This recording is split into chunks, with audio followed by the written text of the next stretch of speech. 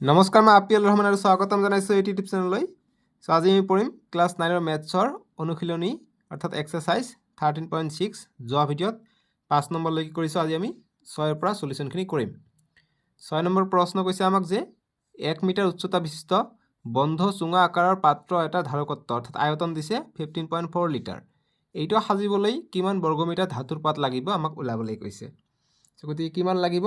যিহেতু এইটোৱে চুঙা আকৃতিৰ, গতিকে আমাৰ চুঙাৰ প্ৰথমত ধাৰকত্ব দিছে, গতিকে ইয়াৰ পৰা আমি R2 ওলাই লওঁ আৰু R2 পাই গ'লে আমি ইয়াৰ প্ৰয়োজনীয় ধাতুপাত আমি পাই যাম। প্ৰয়োজনীয় ধাতুপাত মানে ইয়াৰ যিখিনি আয়তন থাকিব, ঠিক আছে।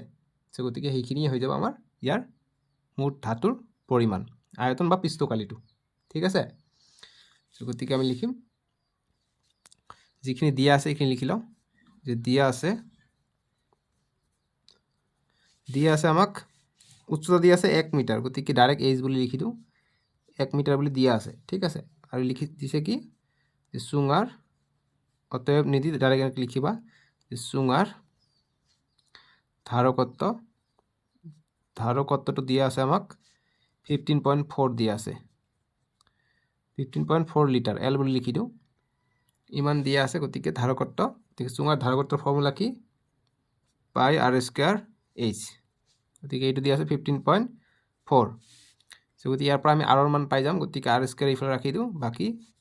15.4 পাইটো এইফালে পূৰণ হৈছে, এইফালে আহিলে হৰণ হ'ব, এইচটো তলত আহিব। এতিয়া নেক্সট কি হ'ব, 15.4 পাইৰ মান হৈছে 22/7, ঠিক আছে। তাৰপিছত এইচৰ মান হৈছে 1 মিটাৰ, 1 পূৰণ হ'ব। নেক্সট লাইন কি হ'ব, 15.4 7টো তলত আছে, ওপৰত উঠি যাব আৰু 22 পূৰণ 1 তলত 22 থাকিব, ঠিক আছে, বুজি পালোঁ। এতিয়া ওপৰত দশমিকটো আমি উঠাই দিওঁ,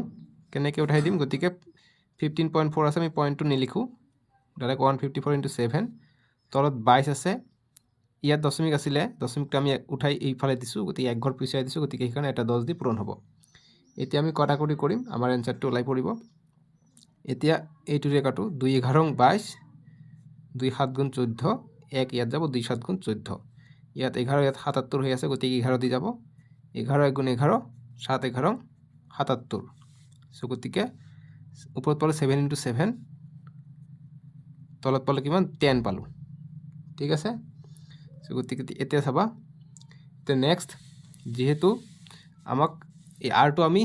উচ্চতাটো মিটাৰত দিয়া আছে, গতিকে আৰটোৰ মান আমি মিটাৰত পাম, ঠিক আছে। গতিকে ইয়াত আছে লিটাৰ, গতিকে আমি এটা কনভাৰ্চেশ্যন জানো কি, যে গতিকে এইটো আমি চেণ্টিমিটাৰ লিটাৰত পাই আছোঁ, গতিকে আমি ইয়াত এইটো কিহত ল'ম, মিটাৰত ল'ম, ঠিক আছে। গতিকে তোমালোকে ইতিমধ্যে জানা, ইয়াত দিয়া যদি নাই, ইয়াত ওপৰত দিয়া আছিলে, গতিকে কি জানো আমি, যে 1 মিটাৰ কিউব কিমান হয়, 1000 লিটাৰ হয়, 1 মিটাৰ কিউব = 1000 লিটাৰ হয়। গতিকে এইখিনি মিটাৰ কিউব হৈ আছে, পূৰণ 1000 হৈ যাব, ঠিক আছে। গতিকে বা এইখিনিত গোটেই লিটাৰত আছে, এইখিনি লিটাৰ 15.4 আছিলে যে লিটাৰ আছিলে, গতিকে এইখিনি গোটেই লিটাৰ আছে, এল আছে, ঠিক আছে। গতিকে লিটাৰৰ পৰা আমি এতিয়া চেণ্টিমিটাৰ লৈ যাম, বা যিহেতু মিটাৰ আছে, গতিকে মিটাৰ কিউবত লৈ যাম। যিহেতু 1 মিটাৰ কিউব = 1000 লিটাৰ, আমাক লিটাৰ আছে, গতিকে এইখিনি ইনটু 1 কৰি দিম, 1 লিটাৰ, গতিকে 1 লিটাৰ ৰাখিব লাগে। 1 লিটাৰ = কি হ'ব, 1/1000টো এইফালে হৰণ হ'ব, ইমান মিটাৰ কিউব হ'ব, গতিকে 1/1000 হ'ব, তাৰমানে ওপৰত 1 তলত হ'ব 1000, ঠিক আছে। এতিয়া মিটাৰ কিউবত আহি গ'ল, বুজি পাইছা। এনেকৈ আমি এককটো ছেম কৰি ল'লোঁ, লিটাৰৰ পৰা মিটাৰ কিউবত আহি গ'ল। এতিয়া আমি যিহেতু এটা আৰটো স্কোৱাৰ হৈ আছে, বৰ্গ হৈ আছে, গতিকে আমি আৰটো বৰ্গটো এৰুৱাই দিম, গতিকে R = এইফালে √over আহিব, √7 × 7, এইফালে থাকিলে 4টা শূন্য, ঠিক আছে, ইয়াত 3টা, ইয়াত এটা, 4টা শূন্য আহিলে। এতিয়া ৰুটটো উঠাই দিলে, ৰুটৰ ভিতৰত 2টা সংখ্যা, এটা আমি বাহিৰত লিখিব পাৰোঁ, ছেম ইয়াৰ ভিতৰত আমি 4টা শূন্য আছে, 2টা শূন্য আমি বাহিৰত লিখিব পাৰিম। এনে শূন্য লিখিলে নহ'ব, আগফালে এটা 1 দিব লাগিব, গতিকে 7/100 হ'ব। এতিয়া 7/100 মানে কি, 2টা শূন্য 2 ঘৰ আগত দশমিক, গতিকে 7,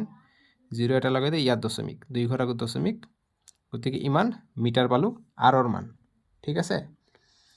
R = 0.07 মিটাৰ পালোঁ। তোমালোকে বুজি পাইছানে বস্তুটো। এতিয়া নেক্সট আমি এতিয়া প্ৰয়োজনীয় ধাতুপাত সুধিছে, গতিকে লিখিম অতএব প্ৰয়োজনীয়, গতিকে লিখিম প্ৰয়োজনীয় প্ৰয়োজনীয় ধাতুৰ পাত গতিকে কিমান ধাতুৰ পাত লাগে সেইটো আমাক কৈছে গতিকে ধাতু পাত লাগিব সো গতিকে চুঙা আকৃতিৰ গতিকে চুঙাৰ ধাৰকত্ব বা আয়তনৰ সূত্র আমি বহাই দিলে হৈ যাব সো গতিকে যেহেতু ধাতু পাত গতিকে ধাতু পাতটো এনেকুৱা আছে গতিকে এইখিনিতো লাগিব তলফালেও লাগিব ঠিক আছে সো গতিকে যদি পাঁচটা পৃষ্ঠ থাকে যেহেতু বন্ধ পৃষ্ঠ কৈছে যেহেতু তোমালোকে প্ৰশ্ন চোৱা হেতু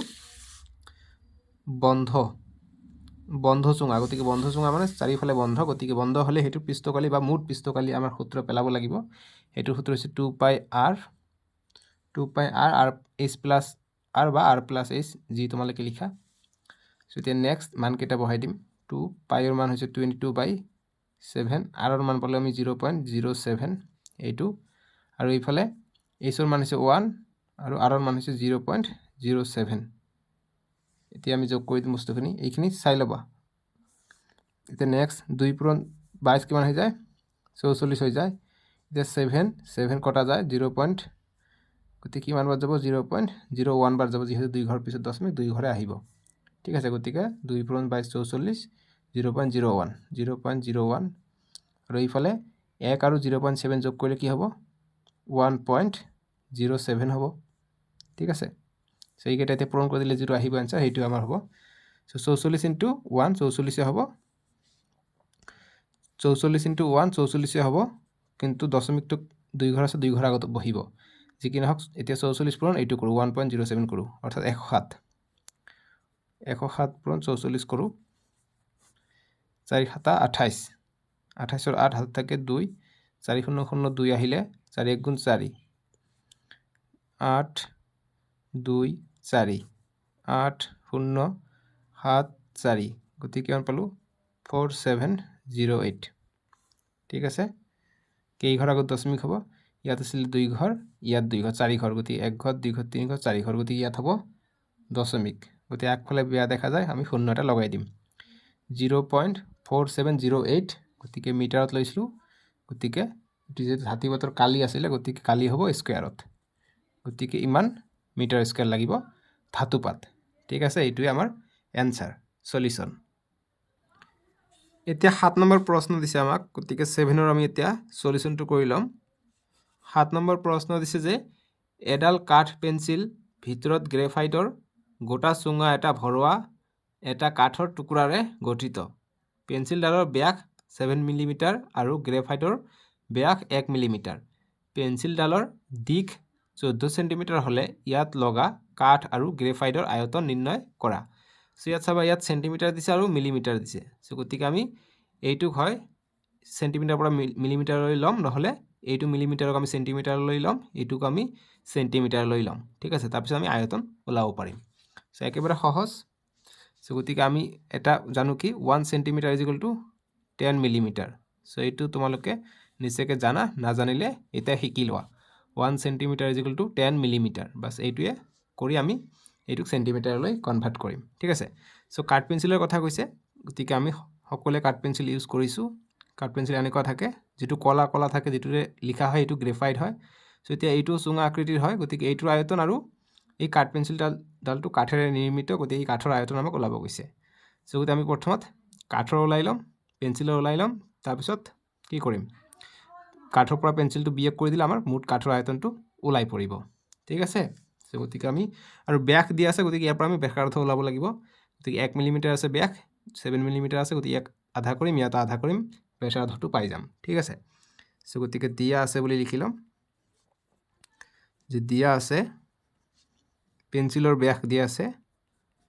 যে পেন্সিলৰ ব্যাস দিয়া আছে 7 মিলিমিটাৰ দিয়া আছে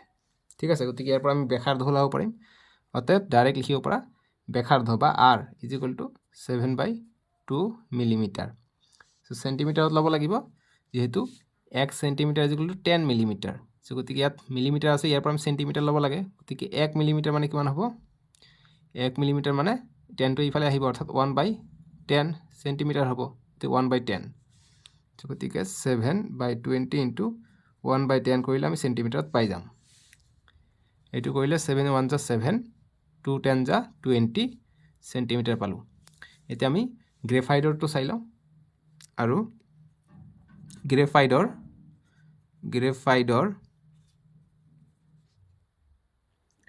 গ্ৰেফাইডৰ ব্যাস কিমান দিয়া আছে 1 মিলিমিটাৰ দিয়া আছে 1 মিলিমিটাৰ সো গতিকে ব্যাসাৰ্ধ পাই যাম অতএব ব্যাসাৰ্ধ বা ডাইৰেক্ট r 1/2 মিলিমিটাৰ সো সেন্টিমিটাৰত ল'ব লাগিব 1/2 1/10 দিলে সেন্টিমিটাৰত আহি গ'ল তে 1 * 1 1 হৈ যায় 2 * 10 20 1/20 সেন্টিমিটাৰ পাই গলো গ্ৰেফাইডৰ ব্যাসাৰ্ধটো ঠিক আছে সো এতিয়া পেন্সিলৰ আয়তন আমি উলাই লওঁ সো গতিকে লিখিম অতএব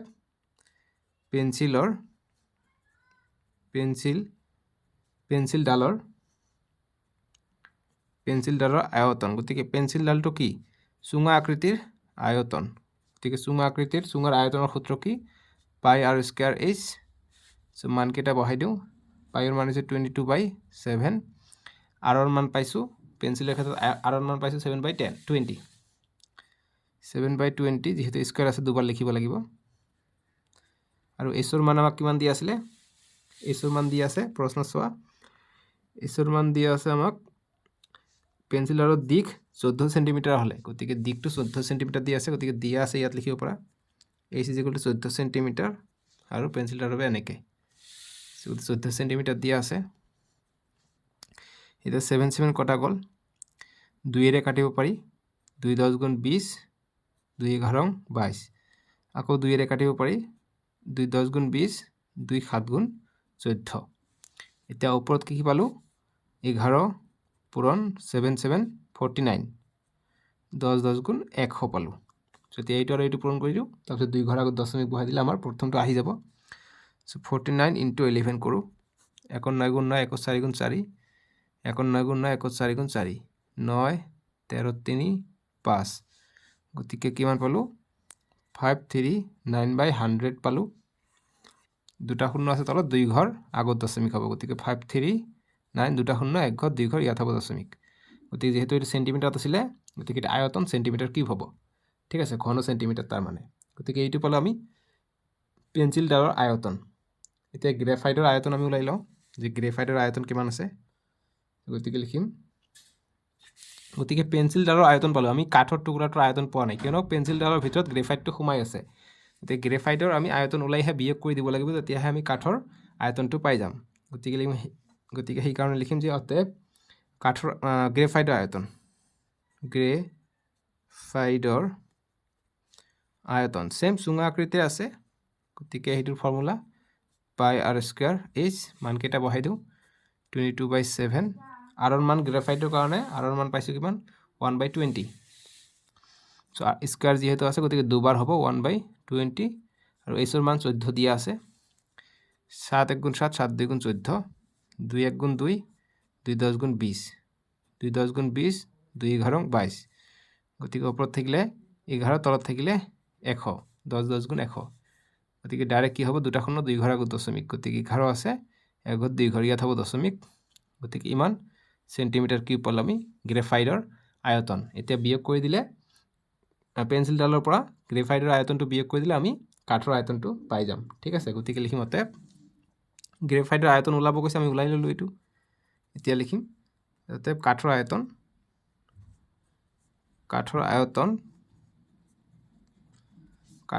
পেন্সিলডালৰ আয়তন কিমান আছিল 5.39 তে 5.39 বিয়োগ এটো হৈছে গ্ৰেফাইডৰ আয়তন এটো বিয়োগ কৰি দিব লাগিব যেহেতু আমাক কাঠৰ আয়তনটো হে সুধিছে গতিকে ইমান সেন্টিমিটাৰ কিউব হ'ব সো গতিকে বিয়োগ কৰি দিয়া কিমান হ'ব গতিকে 9 এৰ পৰা 1 গলে 8 থাকিব 3 এৰ পৰা 1 গলে 2 থাকিব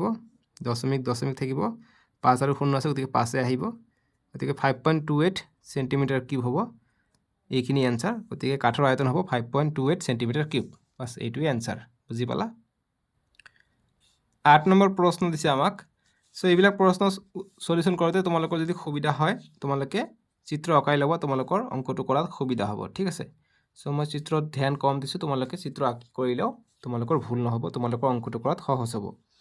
ইয়াত কৈছে যে হস্পিটালত থকা এজন ৰোগীক প্ৰতিদিনে 7 সেন্টিমিটাৰ ব্যাসৰ চুঙা আকৃতিৰ বাতি এটাত চুৰুহা অৰ্থাৎ চুপ খাবলৈ দিয়া হয় বাতিটোৰ 4 সেন্টিমিটাৰ উচ্চতালৈ যদি চুৰুহা ভৰোৱা হয় 250 জন ৰোগীৰ বাবে এদিনত হস্পিটেলখনে কিমান চুৰুহা যোগান ধৰিব লাগিব সো গতিকে এটা চুঙা আকৃতিৰ বাটি আছে তাতে কি দিয়ে 7 সেন্টিমিটাৰ ব্যাস হয় এইটো ব্যাসটো হৈছে 7 সেন্টিমিটাৰ সো গতিকে 4 সেন্টিমিটাৰ উচ্চতালৈ চুৰুহা দিয়া হয় গতিকে গোটেইটো নদী ইয়াৰ উচ্চতা 4 সেন্টিমিটাৰ লৈকে কি দিয়া হয় সুপ দিয়া হয় খাবলৈ তাতে যদি 250 জন থাকে গতিকে কিমান চুৰুহা লাগিব সো আমি প্ৰথমত এটাত কিমান চুৰুহা ধৰে হেইটো আমি চাই লওঁ অৰ্থাৎ ইয়াৰ আয়তনটো ওলাই লওঁ তাৰ পিছত আমি 250 দি পূৰণ কৰিম আমাৰ ইয়াৰ কিমানখিনি চুৰুহা লাগিব আমি পাই যাম ঠিক আছে সো গতিকে আমি লিখি লম যে দিয়া আছে ডাইৰেক্ট লিখিব পৰা যে দিয়া আছে চুঙাৰ আকৃতিৰ বাতিৰ ব্যাস বা ডাইৰেক্ট দিব পৰা যে ব্যাস দিয়া আছে ব্যাস 7 সেন্টিমিটাৰ 7 সেন্টিমিটাৰ দিয়া আছে ব্যাস সো ইয়াৰ পৰা আমি ব্যাসাৰ্ধটো ওলাই ল'ব পাৰিম গতিকে অতএব ব্যাসাৰ্ধ মানে হৈছে r 7/2 সেন্টিমিটাৰ আৰু উচ্চতা দিয়া আছে 4 সেন্টিমিটাৰ লৈকে সুপ দিয়া হয় বা চুৰুহা গতিকে লিখিম আৰু উচ্চতা অৰ্থাৎ হাইট 4 সেন্টিমিটাৰ h 4 সেন্টিমিটাৰ এতিয়া আমি লিখিম যে হস্পিটাল খনে এদিনত কিমান যোগান ধৰে চুৰুহা এইটো সুধিছে গতিকে হস্পিটালখনে এদিনত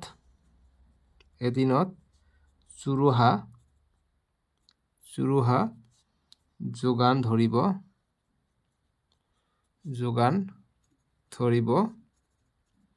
কিমান ধৰিব সো গতিকে ইয়াৰ চুঙাৰ যিমান আয়তন হ'ব অৰ্থাৎ পাই r স্কয়াৰ h তাৰ লগত 250 জন ৰোগীক দিছে গতিকে 250 আমি একেলগে পূৰণ কৰি দিলে আমি হস্পিটালখনে এদিনত কিমান চুৰুহা যোগান ধৰিব আমি পাই যাম ঠিক আছে সেইকাৰণে 250 টো আমি পূৰণ কৰি দিলো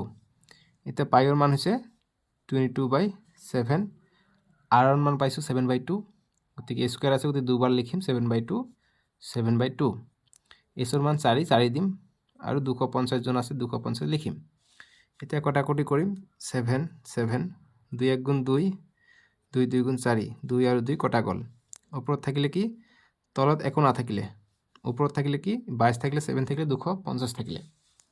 গতিকে 22 থাকিলে 7 থাকিলে আৰু 250 থাকিলে এইটো পূৰণ কৰিলে যিমান হ'ব সেইটো আমাৰ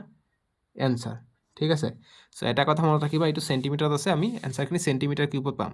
সো যেহেতু চুৰুহাটো আমাক যোগান ধৰিব লাগিব গতিকে সেন্টিমিটাৰ কিউবৰ পৰা আমাক লিটাৰত ল'ব লাগিব যেহেতু এটো লিকুইড হয়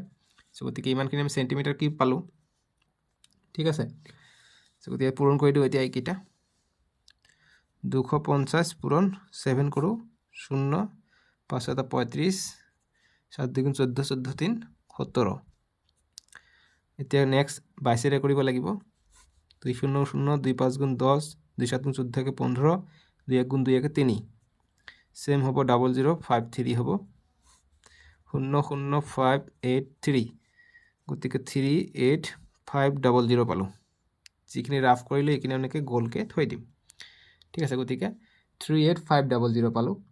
ইমান সেন্টিমিটাৰ কিউব গতিকে সেন্টিমিটাৰ কিউবৰ পৰা লিটাৰত ল'ব লাগিব যেহেতু এটো জুলিয়া বস্তু সেন্টিমিটাৰ কিউবত কেনেকৈ খাব জুলিয়াকে খাব লাগিব এই কাৰণে 1 সেন্টিমিটাৰ কৰি দিও 1 * এইটোৱে হ'ব সো গতিকে আমি জানো কি সো গতিকে যেহেতু 1 লিটাৰ 1000 সেন্টিমিটাৰ কিউব গতিকে 1 সেন্টিমিটাৰ কিউব কিমান হ'ব অতএব 1 সেন্টিমিটাৰ কিউব 1/1000 টো তলত আহিব গতিকে ইমান লিটাৰ হ'ব অৰ্থাৎ 1 সেন্টিমিটাৰ কিউব আছে তে 1 সেন্টিমিটাৰ কিউব আছে গতিকে 1/1000 লিটাৰ হ'ব গতিকে 1/1000 লিটাৰ হ'ব ঠিক আছে এতিয়া ইয়াত দুটা শূন্য ইয়াত দুটা শূন্য কটা গল 10 থাকিলে 385 * 1 এইটোৱে হৈ যায় 385 হৈ যায় বাই তলত 10 আছে 10 লিখিলো গতিকে ইমান লিটাৰ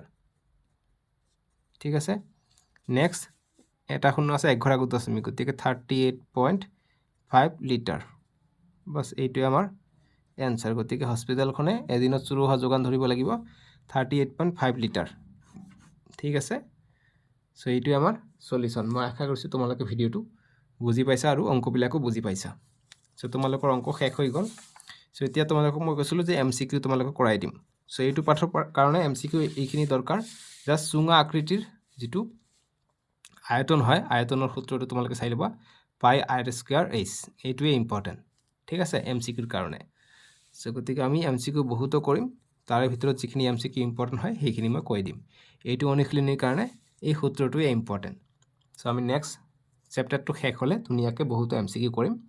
চ' তোমালোকে চেনেলটো ছাবস্ক্ৰাইব কৰি দিবা আৰু ভিডিঅ'টো লাইক কৰিবা দেই চ' আজিলৈকে আহোঁ বাই বাই টেক কেয়াৰ